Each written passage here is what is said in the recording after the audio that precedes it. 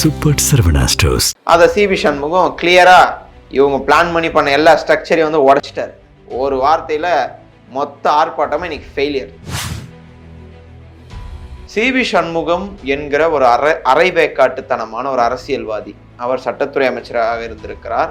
அவர் வந்து சசிகலா அம்மையாரை சந்தித்து விட்டு வந்து அவர் சின்னம்மா கிடையாது, அவர் எங்க அம்மா என்று சொன்னவர். உங்களுக்கு 2 மனைவியையும் கொடுப்பாங்க இலவசமா அப்படின்னு சொன்னார் பாத்தீங்களா, அது ஃபர்ஸ்ட். அதுக்கு முன்னாடி நிறைய பேசியிருக்காரு. அவர் வந்து இந்த மாதிரி சர்ச்சை பேச்சுக்கு பேர் போனவர். அவர் பெண்களுடைய பாதுகாப்புக்காக நடத்துறீங்க. சிவி சண்முகத்தோட பேச்சு ஏதாவது ஒரு வகையிலாவது பெண்களுடைய பாதுகாப்பை வலிமைப்படுத்துவதாக இருக்கிறதா? பெண்களுடைய பாதுகாப்பை பத்தி பேசுறதுக்கு அதிமுகவுக்கும் பாஜகவுக்கும் எந்த தகுதியும் கிடையாது. மாதர் சங்கம் வந்து பெண்களுக்கு நடக்கிற அநீதிக்கு எதிராக தானே குரல் கொடுக்கணும். பாலியல் வன்கொடுமை இத்தனை நடந்திருக்கு, எங்கேயுமே மாதர் சங்கம் வந்து வாயை திறக்கலையே, எங்கேயும் போராட்டம் நடத்தலையே அப்படிங்கிற ஒரு கேள்வியை முன்வைக்கிறாங்க இல்லையா?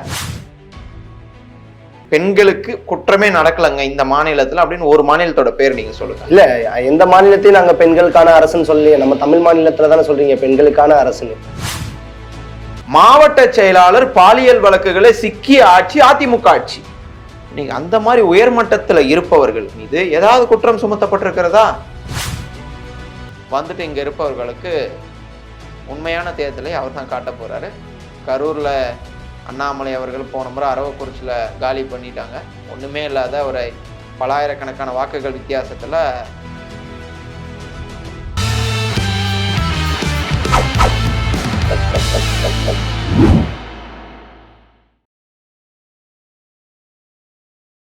ஜெம் தொலைக்காட்சி நேயர்களுக்கு வணக்கம். இன்றைய சிறப்பு நேர்காணலில் நம்மோடு திராவிட முன்னேற்ற கழகத்தினுடைய செய்தி தொடர்பாளர் ரஜினி அவர்கள் இணைந்துள்ளார். அவரிடம் அரசியல் சார்ந்த பல கேள்விகளை முன்வைப்போம். பிரதர் வணக்கம். வணக்கம். எப்படி இருக்கீங்க? நல்லா இருக்கு பிரதர். தமிழ்நாட்டில் எலெக்ஷன் டேட் வேற அறிவிச்சிட்டாங்க. அதே மாதிரி வந்து இன்னைக்கு பார்த்துருப்பீங்க, பயங்கர சர்ச்சை, மாதர் சங்கம்லாம் வந்து கொந்தளிச்சிருக்காங்க. சிவி சண்முகம் அவர் வந்து உங்க கனவை சொல்லுங்க அப்படிங்கிற இதை முதலமைச்சரோட அந்த திட்டத்தை வச்சு சில விமர்சனங்களை முன் வச்சிருக்கார். இதை எப்படி பார்க்குறீங்க? உங்கள் கனவை சொல்லுங்கள் என்ற திட்டம் என்பது 2 தன்னார்வலர்கள், இந்த வாலண்டியர்ஸ் வந்து வீட்டுக்கு போவாங்க. வீட்டுக்கு போயிட்டு 2 ஃபார்ம் கொடுத்து நம்மளுடைய தமிழ்நாடு ஃபியூச்சரில் எப்படி இருக்கும், உங்களுக்கு தேவையான அடிப்படை வசதிகளாக நீங்கள் வந்து கேட்கறது என்ன அப்படின்னு சொல்லிட்டு அவர்களிடமே சென்று அவர்களுக்கு தேவையான விஷயத்தை அவர்களிடமே கேட்டு பூர்த்தி செய்து வருகிறது தான் உங்கள் கனவை சொல்லுங்கள் என்ற ஒரு அற்புதமான திட்டம். இது வந்து இந்திய அளவில் ஒரு பெரிய வரவேற்பை பெற்றது. மற்ற மாநிலங்கள் கூட இதனடா திட்டம் அப்படின்னு சொல்லிட்டு பார்க்கக்கூடிய அளவிற்கு ஒரு மிகப்பெரிய திட்டமாக இது வந்ததுதான் உங்கள் கனவை சொல்லுங்கள் அப்படின்னு சொல்லிட்டு அதற்கான பெரும் விழா எல்லாம் தமிழ்நாடு அரசு சார்பாக எடுக்கப்பட்டது. சிவி சண்முகம் என்கிற ஒரு அரைவேக்காட்டுத்தனமான ஒரு அரசியல்வாதி. அவர் சட்டத்துறை அமைச்சராக இருந்திருக்கிறார். அவர் வந்து சசிகலா அம்மையாரை சந்தித்து விட்டு வந்து அவர் சின்னம்மா கிடையாது, அவர் எங்க அம்மா என்று சொன்னவர் சிவி சண்முகம். அதே அம்மையார் சசிகலா அவர்களை பார்த்து அவங்க யாரு, இது எங்களுடைய இயக்கம் அப்படின்னு சொன்னதும் அதே சிவி சண்முகம் தான். சிவி சண்முகம் அவர்கள் எடப்பாடிக்கு ஒரே ஒரு கோரிக்கை தான். எடப்பாடி பழனிசாமி அவர்கள் அதிமுக என்பது அடகு வைத்து விட்டீர்கள், அடகு வைக்கப்பட்ட அதிமுகவில் கொஞ்சம் இந்த இருக்கிற இந்த மாதிரி ஒரு சில அல்லு சில்லுகள் எல்லாம் தள்ளி விட்டுட்டு உடனடியாக அவரை கட்சியிலேருந்து நீக்கி விட்டுட்டு, ஏன்னா இதை அவர் ஃபர்ஸ்ட் முறை பண்ணல, அதாவது ஒரு முறை வார்னிங் கொடுக்கலாம். எப்பவுமே என்னன்னா ஒரு தப்பு பண்ண போறப்போ நீங்க காவல்துறையே உங்களை வந்து கைது செய்தாலும் அது ஒரு தப்பு, தெரியாம பேசிட்டங்க, வாய் தவறி வந்துச்சுங்க, இது எப்போ சொல்லலாம்னா திமுக காரங்க உங்களுக்கு 2 மனைவியையும் கொடுப்பாங்க இலவசமா அப்படின்னு சொன்னார் பாத்தீங்களா, அது ஃபர்ஸ்ட். அதுக்கு முன்னாடி நிறைய பேசியிருக்காரு. அவர் வந்து இந்த மாதிரி சர்ச்சை பேச்சுக்கு பேர் போனவர். அவர் யாரு? சிவி சண்முகம். அவர் மட்டும் இல்ல, நிறைய பேர் இருக்கிறாங்க. இன்னைக்கு என்னன்னா எதுக்காக இன்னைக்கு ஆர்ப்பாட்டம் நடத்தினாங்க சொல்லுங்க, எதுக்காக நடத்தினாங்க? பெண்களுக்கு எதிரான அரசு உங்களோட அரசு அப்படின்னு சொல்லி தான் ஆர்ப்பாட்டத்தை ஆரம்பிச்சிருக்காங்க. இன்னைக்கு யார் ஆள்றது தமிழ்நாட்டை? இன்னைக்கு தமிழ்நாட்டை திமுக ஆளுது. முழுமையாக அது ஒரு நீங்க நேற்று ஆக்சுவலா முந்தானேத்தே கல்யாணம் முடிஞ்சிடுச்சு, நான் இன்னைக்கு வந்துதான் தாலி கட்டினாங்கன்னு சொல்லி நான் இது பண்ணுவேன்றது அது நம்ம ஏத்துக்க முடியாது. கல்யாணம் இன்னைக்கு முந்தனேத்து முடிஞ்சிருச்சு. இப்ப யார் ஆள்றது? அப்ப நீங்க தேர்தல் ஆணையத்தை எதிர்த்து ஒரு இது நடத்த, உங்களோட ஆட்சி காலத்துல நடந்த தவறை எதிர்த்து தானே அவங்க வந்து போராட்டத்தை நடத்தியிருக்காங்க. ஆட்சிக்கு அதுதான் நான் சொல்றேன். இன்னைக்கு இப்போ நீங்க கரண்டா ஒரு விஷயத்துக்காக போராடுறீங்கன்னு வச்சுங்களேன், கரண்டா அவங்க அங்க இருக்கணும். ஆட்சி திமுக இருக்கணும். இன்னைக்கு தேர்தல் ஆணையம் தேர்தல் தேதி அறிவிக்கப்படுது. இப்ப தேர்தல் ஆணையத்தோட கண்ட்ரோல் எல்லாம் வந்துருச்சு. இப்ப நீங்க யாரை எதிர்த்து போராட்டம் நடத்துறீங்க? சரி, உங்களுடைய இதுக்கே வர, உங்களுடைய பேச்சுக்கு வர, சரி திமுக எதிர்த்து நடத்துறீங்க. பெண்களுடைய பாதுகாப்புக்காக நடத்துறீங்க. சி.வி. சண்முகத்தோட பேச்சு ஏதாவது ஒரு வகையிலாவது பெண்களுடைய பாதுகாப்பை வலிமைப்படுத்துவதாக இருக்கிறதா? தொடர்ந்து இது சார், இது அதாவது ஒரு அதிமுக தொண்டன், அதிமுக 2ஆம் தர 3ஆம் தர பேச்சாளர் பேசினா கூட அது கண்டிக்கத்தக்கதுதான். இவர் யாரு? இவர் நான் 2ஆம் கட்டத்தா, அதாவது எடப்பாடி அடுத்தே நான் தான்றாரு. நிறைய இதுல சொல்லியிருக்காரு. நான் அதாவது சட்டத்துறை சார்பாக ஏதாவது போனோம்னா தேர்தல் ஆணையத்துல இவர் தான் போறாரு. இவர் இன்பதுரை எல்லாம் போறாங்க. அப்படி இருக்கிற ஒரு நிலையில இருக்கக்கூடிய நபர் எப்படி நடந்துக்கணும்? உங்களுடைய கூட்டணி அந்த மாதிரிதான். இதுக்கு முன்னாடி நயினார் நாகேந்திரன் என்ன சொன்னாரு? ஒரு குறிப்பிட்டு ஒரு நடிகையை பற்றி பேசுகிறார். இன்னைக்கு மீண்டும் அதுவும் ஒரு இழிவா இல்லையா? உங்கள் கனவை சொல்லுங்கன்னா என் கனவை நான் இப்படி சொல்லுவேன் அப்படின்னா அப்படி உங்களுடைய, அப்போ உங்களுடைய மைண்ட் எப்படி இருக்கு? உங்களுடைய சிந்தனை எப்படி இருக்கு? சிந்தனை நல்லா இருந்தாதான் நீங்க நல்லா இருப்பீங்க. நீங்க நல்லா இருந்தாதான் உங்களுக்கு மக்களுக்கு நல்லது செய்யணும், பெண்கள் பாதுகாப்பை பத்தி நாங்கெல்லாம் பேசணும், நீங்க உள்ள வரலாம்.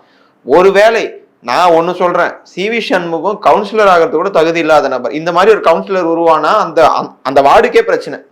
அந்த வார்டுல இருக்க பெண்களுக்கு பாதுகாப்பு இல்லை. அப்போ பெண்களுடைய பாதுகாப்பை பத்தி பேசுறதுக்கு அதிமுகக்கும் பாஜகவுக்கும் எந்த தகுதியும் கிடையாது. இந்த மாதிரி ஒரு ஆளை வச்சு இந்த மாதிரி ஒரு பேச்சை பேச வச்சுட்டு இந்த மாதிரி ஒரு இழிவான பேசுகிற ஒரு சி.வி. சண்முகம் அவர்கள் இதுல அவரை ஒரு பெரிய, அவர் இதுல வேடிக்கை என்னன்னா, அவர் ஒரு சட்டத்துறை அமைச்சர் வேற, முன்னாள் சட்டத்துறை அமைச்சராக இருந்தவர். அதான் நீங்க பார்க்கலாம், வேடிக்கையா இருக்கும். சி.வி. சண்முகம் ஒரு பக்கம், திண்டுக்கல் சீனிவாசன், பியூஷ் கோயல் எல்லாம் எழுந்து நிக்கிறார், அவர் படுத்து தூங்கின்னு இருக்கிறார் ஒரு சைட்ல.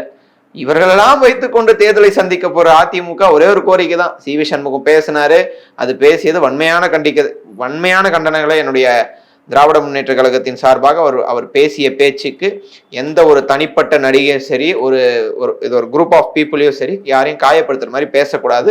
ரொம்ப இழிவா பேசுது. திமுக சார்பாக வன்மையான கண்டனத்தை தெரிவித்துக் கொள்கிறேன். தேர்தல் ஆணையம் உடனடியாக தலையிட்டு அவர் மீது கடுமையான நடவடிக்கை எடுக்க வேண்டும். அதே போல இந்த மாதிரி ஒரு ஆட்களை எடப்பாடி பழனிசாமி அவர்கள் உடனடியாக கட்சியிலிருந்து நீக்கணும். இந்த மாதிரி ஒரு இழிவான ஒரு ஆளெல்லாம் இது கட்சியில வச்சுக்க கூடாதுன்னு ஒரு தாழ்மையான ஒரு என்னுடைய வேண்டுகோளா வச்சுக்கிறேன். Okay brother. இப்ப மாதர் சங்கம் இதுக்கு போராட்டங்கள்லாம் நடத்துறாங்க. இதற்கு முன்னாடி விஜய் அவர்களுடைய அந்த டைவர்ஸ் மேட்டருக்கு போராட்டங்கள் நடத்துறாங்க. மாதர் சங்கம் பெண்களுக்கு நடக்கிற அநீதிக்கு எதிராக தானே குரல் கொடுக்கணும். பாலியல் வன்கொடுமை இத்தனை நடந்திருக்கு, எங்கேயுமே மாதர் சங்கம் வாயை திறக்கலையே, எங்கேயும் போராட்டம் நடத்தலையே அப்படிங்கிற ஒரு கேள்வியை முன்வைக்கிறாங்க இல்லையா? ஒரு பெண்களுக்கு எதிராக நடைபெறும் குற்றங்கள் நிரூபிக்கப்படும் போது அதற்காக பெண் அமைப்புகளாக இருக்கக்கூடிய மாதர் சங்கங்கள் போராட்டம் நடத்துகிறது, சில கேள்விகளை எழுப்புகிறது. அப்படி நடக்கவே இல்லையே. மாதர் சங்கம் not under the control of DMK, not under the control of Tamil Nadu. அவங்க ஒரு அமைப்பு. அவங்க எதுக்கு குரல் கொடுக்கணும்ன்ற ஜெம் டிவில ஆங்கரா இருக்க நீங்க முடிவு பண்ண முடியாது. தலைமை கழகத்தினுடைய திமுக செய்தி தொடர்பான நானும் முடிவு பண்ண முடியாது. அவர்கள் ஒரு விஷயத்த ஒரு தனிப்பட்ட தாக்குதல் நடத்துறாங்க. இதே மாதர் சங்கம் பல்வேறு பாலியல் வழக்குகள்ல சிக்கி இருக்கிற பல்வேறு பெண்களுக்கு எதிராக, அந்த அமைப்பு உருவாக்கப்பட்டதே பெண்களுக்கு எதிராக எப்பெல்லாம் தப்பு நடக்குதோ அப்பப்பெல்லாம் கேள்வி கேட்கறது தான் மாதர் சங்கம். இப்ப எதுவுமே ரீசெண்ட் டைம்ல எந்த கேள்வியும் கேட்கலையே. இல்ல, நீங்க அதான் சொல்றேன், பாலியல் வழக்குகள்ல குற்றம் சாட்டப்பட்டிருக்கு, இந்த பெண்ணுக்கு அநீதி இழைக்கப்பட்டிருக்கிறது, இந்த பெண் உண்மையாகவே பாதிக்கப்பட்டிருக்கிறான்னா அதுக்கு மாதர் சங்கம், நீங்க ஒரு சங்கத்தை மட்டும் வச்சு பேசுறீங்க. எங்களுடைய மாநில பெண்கள் ஆணையம் மாநில மகளிர் ஆணையம் தொடர்ந்து அவங்களே வாலண்டியரா பெட்டிஷன் போற நிகழ்வுகள்லாம் நடந்திருக்கு. அங்கே குமரி என்கிற ஒரு தலைவரின் கீழ் இயங்குகிறது, அதாவது மாநில மகளிர் ஆணையம். அது போன்ற பல விஷயங்களை செய்து வருவோம். ஒரு சில விஷயங்களுக்கு அவங்க முன் வரலன்றதுனால இந்த விஷயத்துக்கு வராங்க, இந்த விஷயத்துக்கு வர்றது இல்லைன்னா நம்ம அதை பேச முடியாது. அது அந்த சங்கம் முடிவு பண்ணும், எதுக்கு குரல் கொடுக்கணும் அவங்க தான் முடிவு பண்ணணும். Okay brother. இப்ப மகளிர் தினம் நம்ம கொண்டாடணும். அந்த வாரம் முழுக்க பாத்தீங்கன்னா பெண்களுக்கு எதிரான நிறைய வன்கொடுமைகளை நம்ம பார்க்க முடிஞ்சு. குறிப்பா 2 வயசு குழந்தையிலேருந்து 70 வயசு பாட்டி வரைக்கும் வன்கொடுமைகள் நடந்திருக்கு. இதை எப்படி பாக்குறீங்க நீங்க? இல்ல, பாட்டி வரைக்கும், சின்ன வயது பெண் முதல் பாட்டி வரைக்கும் அப்படின்னு சொல்லிட்டு ரைமிங்க்கு சொல்றீங்க. ரைமிங்ல நடந்த உண்மை. மூதாட்டிக்கு வழக்குகள், மூதாட்டிக்கு வன்கொடுமை நடைபெறுகிற போது, குழந்தைக்கு வன்கொடுமை நடைபெறுகிற போது உடனடியாக அதை நாங்கள் அந்த குற்றவாளிகளை இதை கைது செய்திருக்கிறோம். நீங்க மகளிர் தினத்தை குறிப்பிட்டு அந்த நாள்ல இந்த மாதிரி நடைபெற்று இருக்கு அப்படின்னு சொல்லி வாரம் ஃபுல்லாவே நடந்திருக்கு. நீங்க வந்து சொல்லலாமே, அதாவது நீங்க குறிப்பிட்டு சொல்லணும். நாமக்கல்ல நடந்திருக்கு, இப்ப ரீசெண்ட் டைம்ல தூத்துக்குடி விளாத்திபுரத்துல நடந்திருக்கு. அதே மாதிரி வந்து திருச்சியில இருந்து சென்னைக்கு வந்த எதுவும் இல்ல, முதல்வர் வீட்டுக்கு பக்கத்துலதான் அங்க நடந்திருக்கு. இதெல்லாம் என்ன சொல்ல விரும்புறீங்க? ஆக்சுவலா நீங்க அந்த இது பத்தி சொல்றீங்க, அதாவது விளாத்தி குளத்தை பத்தி சொல்றீங்க. விளாத்தி குளம் கேஸ்ல வந்து நம்ம அதாவது நான் வந்து ஸ்டெப் பை ஸ்டெப்பா வந்துடுறேன். கோவை விமான நிலையம் அருகே மாணவி கூட்டு பாலியல் வன்கொடுமை செய்யப்பட்ட வழக்கு வந்து 2025 நடைபெற்றது. அது வந்து உறுதி செய்யப்பட்டவுடன் அதுல ஈடுபட்ட 3 குற்றவாளிகளுக்கு வாழ்நாள் முழுவதும் சிறை. 120 நாள்ல கண்டுபிடிச்சிருக்கீங்க. அதான் இந்த மாதிரி ஒரு அரசுல நடக்குது அப்படின்னு சந்தோஷப்படுறதும் சிறை. அதுக்கடுத்து அண்ணா பல்கலைக்கழக மாணவி பாலியல் வழக்குல 6 மாதத்திற்குள்ளாக தீர்ப்பு வழங்கி அவர்கள் குற்றவாளிகள் என்று அவங்க சிறையில இருக்கிறாங்க. இதே பொள்ளாச்சி சம்பவம் அதிமுக ஆட்சியிலே நடைபெற்றிருந்தாலும் அதிமுக ஆட்சியில அவர்களுக்கு தண்டனை வழங்கி தர எடப்பாடி பழனிசாமி அவர்களுக்கு துப்பில்லாத போச்சு. அந்த இதுலயும் திமுக ஆட்சியில தான், திமுக ஆட்சிக்கு வந்த உடனே தான் திமுக ஆட்சி அந்த குற்றவாளிகளுக்கும் நீதிமன்றத்துல தக்க அவர்களுக்கான அதாவது தண்டனையை பெற்று தந்ததும் திமுக அரசு தான். அதாவது ஏதாவது குற்றம் நடக்காத மாநிலம், பெண்களுக்கு குற்றமே நடக்கலங்க இந்த மாநிலத்துல அப்படின்னு ஒரு மாநிலத்தோட பேர் நீங்க சொல்லுங்க. இல்ல, எந்த மாநிலத்தையும் நாங்க பெண்களுக்கான அரசுன்னு சொல்லி, நம்ம தமிழ் மாநிலத்துல தானே சொல்றீங்க பெண்களுக்கான அரசுன்னு. தமிழ்நாட்டுல கடுமையான குற்றங்கள் குறைந்து வருகிறதுக்கு நான் ஒரு எக்ஸாம்பிள் சொல்றேன். கொலை வழக்குகள் 2021 பதிய வைத்தது 1597.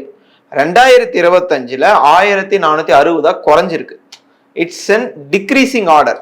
இது நாங்க குறைத்து கொண்டு வருகிறோம், இன்னும் குறைக்கவும். 2021 இருந்த கொலை வழக்குகளுக்கு இப்ப இருக்கிற கொலை வழக்குகளும் ஒரு 100-150 வழக்குகள் குறைந்து இருக்கிறது.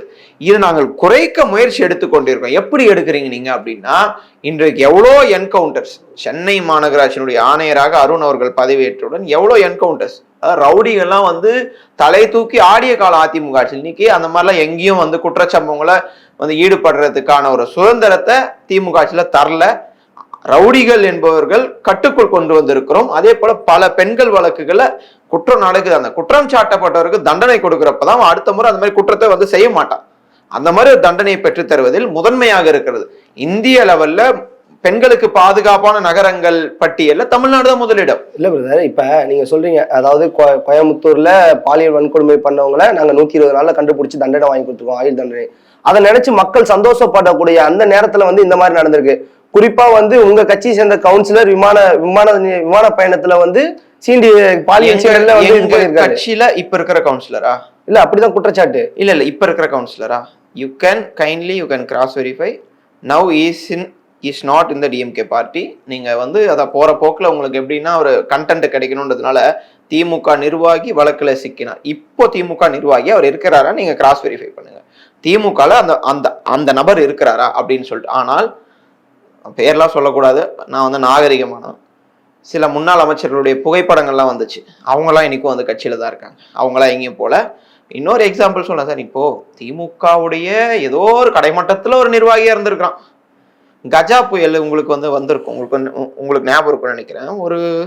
ஒரு கிராமத்துக்கு போறாங்க, வில்லேஜ் ஆபீசர் வந்து ஒரு லேடி போறாங்க. அந்த லேடிக்கு பாலியல் தொந்தரவு கஜா புயல் அப்ப தந்தது யார் தெரியுமா? அதிமுகவினுடைய அன்றைய சிட்டிங் மாவட்ட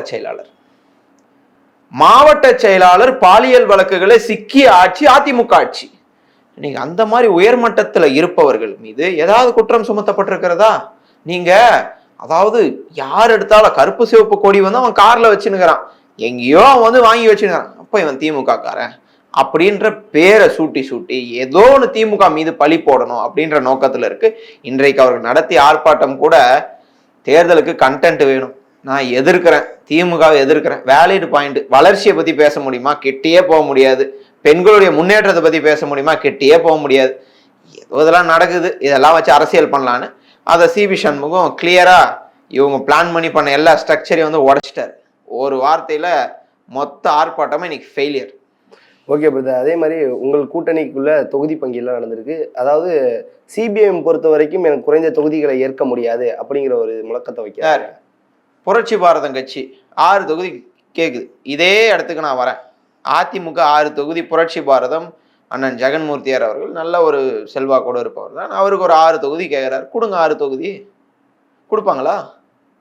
அவருக்கு ஏன் பாரிவேந்தர் வந்து இரட்டை இலக்கத்தில் வேணும்னு கேட்டிருந்தாரு, அவருக்கு ஒரு இரட்டை இலக்கத்தில் ஒரு 10 தொகுதி கொடுங்க. அவருக்கு ஒரு 10, புரட்சி பாரதத்துக்கு ஒரு 6, ஏசி சண்முகம் இருக்கார் அவருக்கு ஒரு 6, எல்லாருக்கும் தாராளமாக வழங்குங்க. வழங்கிட்டு எடப்பாடி பழனிசாமி லாஸ்ட்டாக ஒரு 60 தொகுதியில் நிற்பார். 60 தொகுதியில் நின்று அவர் தனிப்பெரும்பான்மையோட ஆட்சி அமைப்புன்னு சொல்லுகிறார். உங்களுக்கே உங்களுடைய போக்குக்கே விட்டுற 60 தொகுதியில் நின்று ஆட்சி அமைக்க முடியுமா? ஏன் எதிர்கட்சியாக கூட உட்கார முடியாது. அப்போ அதிகமாக தொகுதிகளை கேட்பது என்பது அவர்களுடைய விருப்பம். உட்காந்து 2ஆம் கட்ட 3ஆம் கட்ட பேச்சுவார்த்தை போறப்போ ரியாலிட்டியை சொல்றோம். ஒன்றும் வந்து அந்த அந்த தொகுதிகளை திமுக டார்கெட் பண்ணி திமுக நிற்கணும்லாம் ஆசைப்பட கிடையாது.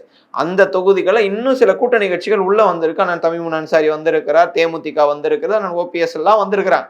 இவர்கள்லாம் பகிர்ந்தளிக்க வேண்டும். அப்படி பகிர்ந்தளிக்கப்படும் பட்சத்தில் சாக்ரிஃபைசிங் கான்ஸ்டியூன்சின் திமுகவும் சாக்ரிஃபைஸ் பண்ணும், அந்த சைடு கூட்டணி கட்சிகளும் சாக்ரிஃபைஸ் பண்ணும். ஆல்ரெடி ஐயுஎம்எலும் இது மனிதநேய மக்கள் கட்சி சாக்ரிஃபைஸ் பண்ணிட்டாங்க. ஆமாம், நீங்கள் சொல்கிறது உண்மைதான், எங்களுக்கு அத்தனை தொகுதி வேணாம், இத்தனை தொகுதி அவங்களும் புரிஞ்சுக்கிறாங்க. அப்படி புரிந்து கொண்டு வருகிற எந்த கூட்டணியும் எங்களுக்கு சீட்டு தரல, நாங்கள் வந்து வெளியே போகிறோம் அப்படின்னு இன்று வரை சொல்லவில்லை. நீங்கள் இன்னொரு கண்டென்ட் எடுத்து பேசலாம். வேல்முருகன் இப்படி பேசியிருக்கிறாரு, தமிழக சொல்லிட்டாருல்ல, அதான் தமிழக வாழ்வுரிமை கட்சி இந்த மாதிரி சொல்லியிருக்கணும் நீங்கள் சொல்லலாம். கூட்டணிக்குள்ள பேச்சுவார்த்தை அப்போ முரண் இருக்கும். நீ 5 கேட்டா நான் வந்து 4ல் நிற்கிறேன்றப்போ அந்த ஒரு தொகுதியில் முரணுக்கும் அதை பேசி எங்களுடைய குடும்பம் இது. நாங்கள் கூட்டணி கட்சியை வந்து டெல்லிக்கும் 5 ஸ்டார் ஹோட்டலாக கூட மாட்டோம். அறிவாலையும் எங்களுடைய குடும்பம் ஒன்று சேருது, குடும்பத்துக்குள்ள நாங்கள் பகிர்ந்துப்போம். இதுக்கு அதிமுகக்கும் பாஜகவுக்கும் என்ன அதில் வந்து என்ன உங்களுக்கு வந்து நடக்குது? காங்கிரஸ் வெளியே வரும்னு எதிர்பார்த்தீங்க, இன்னைக்கு ஏதோ ஒரு விவாதத்தில் வந்து விசிகாவை தாக்கி பேசுறாரு. இது அதிமுகனுடைய செய்தி தொடர்பாளர். தொடர்ந்து விசிகாவை ஏதாவது பண்ணி, அதாவது என்னன்னா அவங்கள வந்து தூண்டி விடுறது. உங்களுக்கு இவ்வளோ கம்மி தொகுதியா, நீங்க எவ்வளோ பெரிய, அதாவது அவர்கள் உங்களை மாதிரி சீட்டுக்கு நோட்டுக்கு வந்து ஆட்கள் கிடையாது, அவங்க கொள்கைக்காக வந்தவர்கள். அதை தான் நான் திரும்பி திரும்பி சொல்றேன். அதிமுக கூட்டணிக்கும் திமுக கூட்டணிக்கும் தேர் இஸ் அ டிஃபரன்ஸ். நீங்க வந்து எத்தனை தொகுதியில ஜெயிக்கலாம், எத்தனை சீட்டு வாங்கி நம்ம கட்சி அங்க வந்து பிரதானமா இருக்கணும்னு நீங்க பாக்குறீங்க. ஆனா இங்க இருக்க கூட்டணி கட்சிகள் எப்பேற்பட்டாவது சரி, பாசிச பாஜகவை தமிழ்நாட்டுக்குள்ள விடக்கூடாது, திமுக எப்படியாவது 2வது முறையாக முத்துவேல் கருணாநிதி ஸ்டாலின் அவர்கள் ஆட்சியில் அமர வேண்டும் என்று உழைத்துக் கொண்டிருக்கார்கள். There is a difference. TTV தினகரனும் எடப்பாடி முதலமைச்சரும் உழைக்க கிடையாது. நயினார் நாகேந்திரனும் எடப்பாடி பழனிசாமி முதல்வராக்கியே தீர்வோம் சூளுரைப்பும்லாம் சொல்லி இது பண்ண கிடையாது. எல்லாரும் போறாங்க. ஒருவேளை இவர்கள் வந்து சொல்லுவது போல இவர்கள் கனவில் ஒருவேளை ஆட்சியில் அமர்கிற பட்சத்தில் கூட கனவுல கூட எடப்பாடி பழனிசாமி முதலமைச்சராக வரமாட்டார். நிதிஷ்குமார்லாம் பார்த்து ஆல்ரெடி பயந்துட்டார். டேய், அவனை நிதிஷ்குமார் அவரை வந்து முதலமைச்சர் வேட்பாளர்னு அறிவிச்சு அவருதான் முதலமைச்சர் வேட்பாளர்னு தேர்தலில் நின்னாங்க. அவருக்கே அந்த கதி. நம்மளை இவனுக்கு சொல்ல கூட இல்லை, நம்ம அவ்வளவுதான் நடுத்தரு தான், எடப்பாடியில தான் நம்ம வந்து எடப்பாடியில இது விவசாயம் பார்க்க தான் போகணும்னு சொல்லி முடிவு பண்ணிட்டார். அதனால இந்த கூட்டணி தமிழக மக்கள் ஏற்றுக்கொள்ள மாட்டார்கள். எந்த கூட்டணி ஸ்ட்ராங்கா இருக்குன்னு பாக்குறாங்க, திமுக கூட்டணி தான். என்னை பொறுத்தவரையில் அதாவது தொகுதிகள் அதிகமாகி கொண்டே இருக்குது. 200 தொகுதி சொன்னோம், 210 220 நோக்கி நாங்கள் சென்று கொண்டிருக்கிறோம். வெற்றி பிரகாசமாக இருக்கிறது. ஆனா எதிர்கட்சிகளா இருக்கட்டும் வைக்கக்கூடிய ஒரே முழக்கம் வந்து திமுக கட்சியின் மீது மக்கள்லாம் அதிருப்தியில இருக்காங்க, பெண்களுக்கு சரியான பாதுகாப்பு இல்லை, சட்ட ஒழுங்கு சரியில்லை, கஞ்சா புழக்கம் அதிகமா இருக்குன்னு இன்னைக்கு கூட தமிழிசை சவுந்தரராஜன் அக்கா வந்து சொல்லியிருக்காங்க. இதெல்லாம் எப்படி பாக்குறீங்க? இல்லை, தமிழிசை அக்கா வந்து 2 முறை வந்து தூத்துக்குடியில் ஒரு முறை மக்கள் தோல்வி தந்தும் அதற்கு பிறகு ஆளுநராகி மீண்டும் நம்ம சென்னையில் வந்து அக்கா தமிழச்சி தங்கப்பாண்டியன் அவர்களை எதிர்த்து நின்றும் தோல்வியை தான் சந்தித்தார்கள். அவருக்கே தெரியும் மக்களுடைய ரியாலிட்டி. நம்ம என்னதான் கத்தி பேசினாலும் மக்கள்கிட்ட எடுபடாது, நம்மளால ஒரு நாளும் ஒரு தொகுதி கூட ஜெயிக்க முடியாதுன்னு சொல்லிட்டு ஜஸ்ட் ட்ரை தானே, ஏதோ ஒன்று புகார் சொல்லணும், ஆட்சியை பற்றி பேச முடியாது. அதாவது இப்போ நீங்கள் போய் தடுக்கி விடுறீங்கன்னா அது காரணம் திமுக தான் சொல்லுவாங்க. ஏன்னா ஸ்டெப்ஸு திமுக என்ன ஒரு இடத்துல ஸ்டெப்ஸ் போட்டிருக்காங்க, அதுக்கு காங்கிரீட் வந்து சிமெண்ட் அவங்க தானே கொடுக்குறாங்க, தமிழக அரசோட சிமெண்ட் தானே, அப்போ ஏன் ஸ்டெப்ஸ் வந்து அவ்வளோ வந்து இது வளவளப்பா இருக்கு, அதுக்கும் காரணம் திமுக தான் சொல்லுவாங்க. இப்போ என்னன்னா அவங்களுக்கு கண்டென்ட் கிடையாது.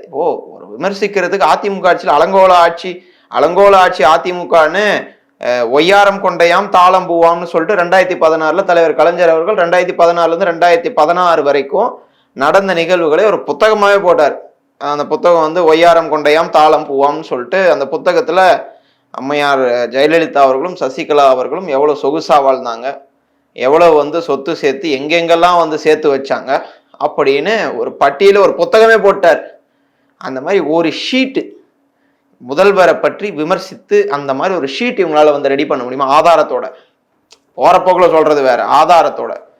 அன்றைக்கு எங்களுடைய தலைவர் கலைஞர் ஆதாரத்தோட சொன்னாரு, இந்த மாதிரி கொடநாடு பங்களா சொத்து குவிப்பாளர்கள சிறைக்கு போயிருக்காங்க, இதெல்லாம் சொன்னாரு. அந்த மாதிரி இவனால சொல்ல முடியலன்னா இவர்களுக்கு வெத்து விளம்பரம், பெண்கள் பாதுகாப்பு, ஏதாவது தேனாரும் பாலாரும் அதிமுக ஆட்சியில ஓடிச்சுப்பா. திமுக ஆட்சியில தான்ப்பா இதெல்லாம் நடக்குது. இதை விட கொடூரமான சம்பவங்கள்லாம் எங்கிட்ட பெரிய லிஸ்டே இருக்கு. 2017 2018 19 2 வயது சிறுமியை கூட பாலியல் வன்கொடுமை செய்து குற்றவாளிகளை தப்பித்து ஓட விட்டவர்கள் இவர்கள். There is a difference. நீங்க அப்பயும் நடக்குது இப்பயும் நடக்குதுன்றது வேற. அப்ப நடந்தா குற்றவாளி சுதந்திரமா ஓடணும். இப்ப நீங்க குற்றம் வந்து நடக்குது, குற்றவாளிகள் சுதந்திரமா இருக்கிறானுங்களா?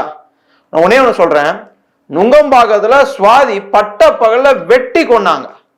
அந்த ராம்குமார் என்றவர் சிறையில் அடைக்கப்பட்டார். மின்சார கம்பியை கடிச்சு செத்து போறார். ஒரு குற்றவாளியை பாதுகாப்பதற்கு கூட துப்பில்லாத ஒரு அரசாங்கமாக அன்றைக்கு அதிமுக அரசாங்கம் இருந்தது. இன்னைக்கு அந்த மாதிரி ஒரு குற்றவாளியாவது எங்கேயா தப்பித்து போயிருக்கிறாரா?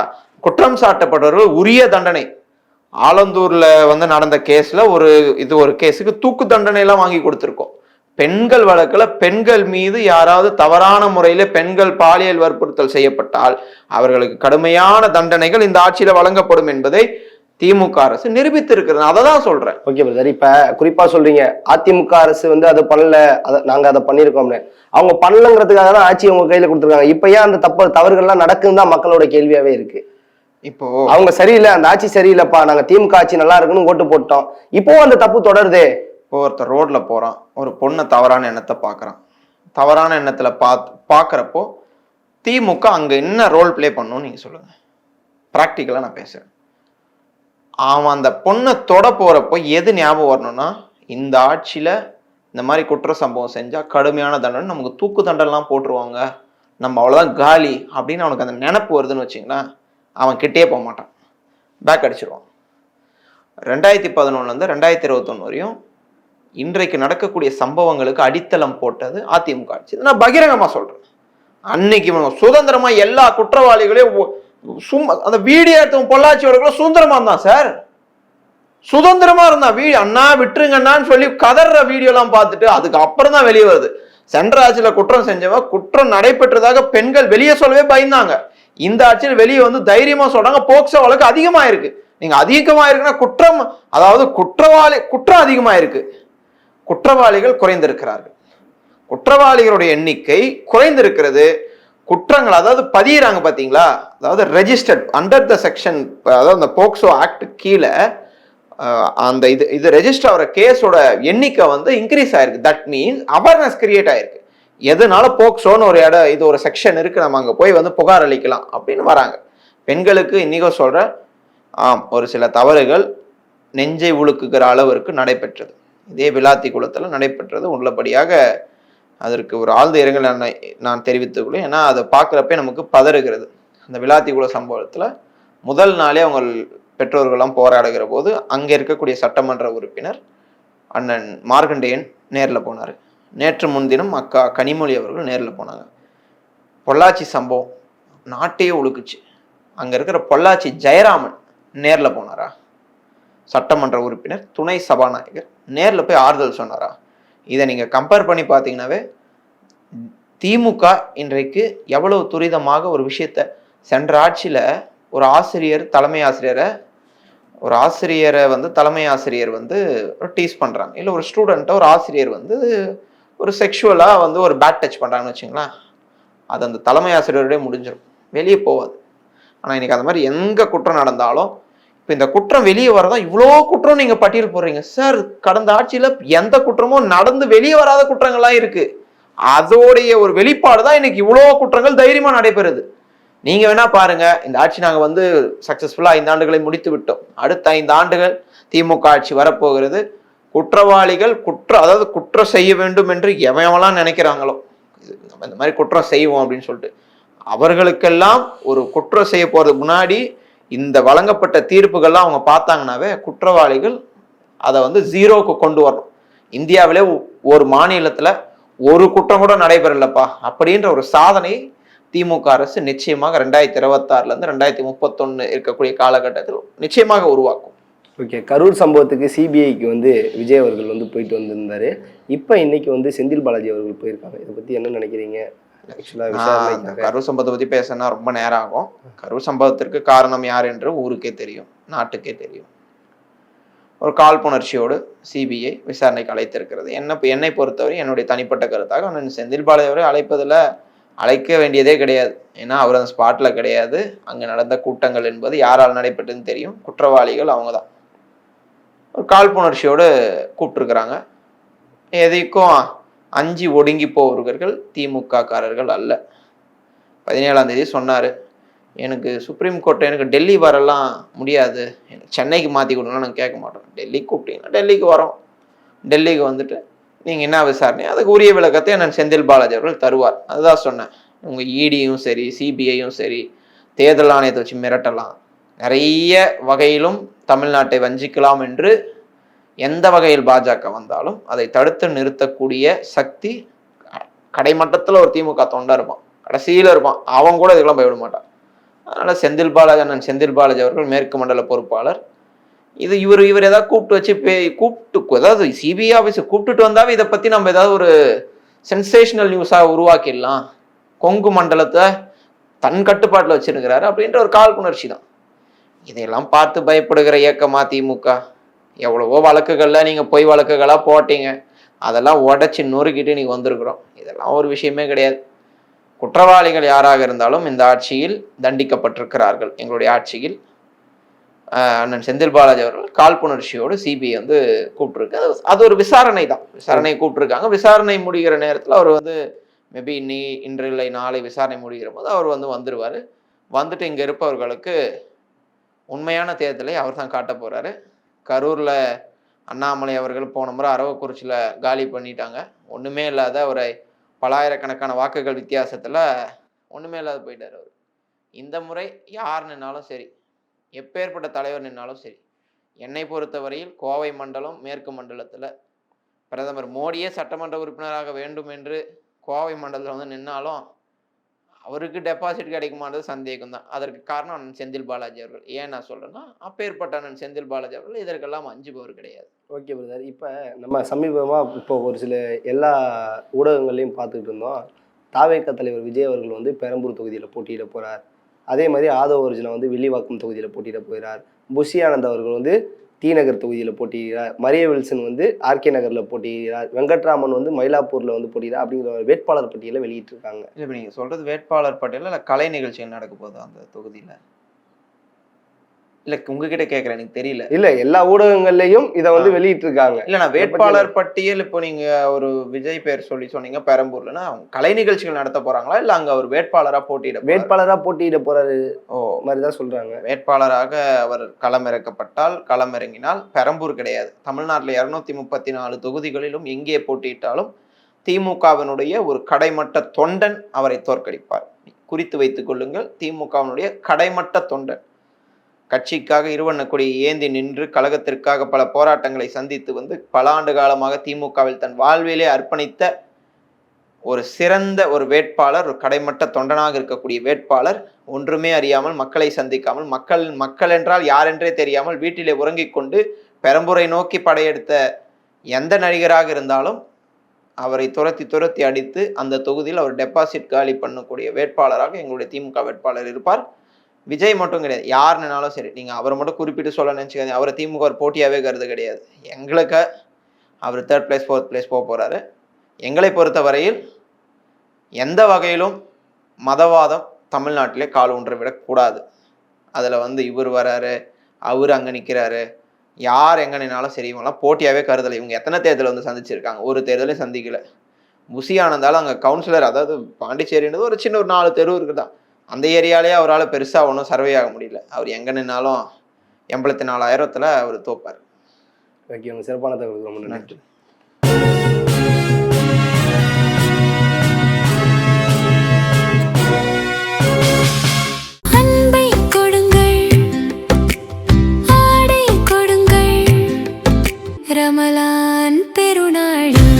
Super Sarvana Stores.